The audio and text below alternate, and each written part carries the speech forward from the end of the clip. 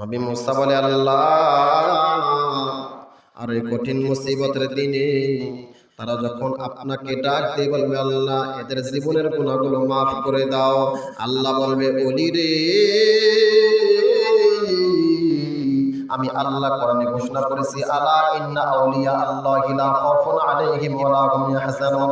আল্লাহ নামাজের আলোচনার কথা সাবধান বলে নাই, রোজার আলোচনার কথা সাবধান বলে নাই, হজের আলোচনা করতে যাইয়া হুজুর বক্তাকে সাবধান করে নাই, কিন্তু আল্লাহ বলেন, আলা সাবধান, আল্লাহু আকবার, আউলিয়া আল্লাহি লা খাউফুন আলাইহিম ওয়া লা হুম ইয়াহজানুন। আমার ওলিদের বয়ান করার সময় সাবধান থাকো, ওলি আউলিয়ার সঙ্গে বেয়াদবি করো না। ওলি আউলিয়ার সঙ্গে যদি বেয়াদবি করো, নিজের জীবনের সব আমল বরবাদ করে দিব। তাহলে আল্লাহ নামাজের বয়ান করার সময় সাবধান বলে নাই, রোজার বয়ান করার সময় সাবধান বলে নাই, হজের বয়ান করার সময় সাবধান বলে নাই, কিন্তু ওলির বয়ান করার সময় সাবধান কেন বললেন? এর হাকিকত আছে না নাই? আছে না নাই?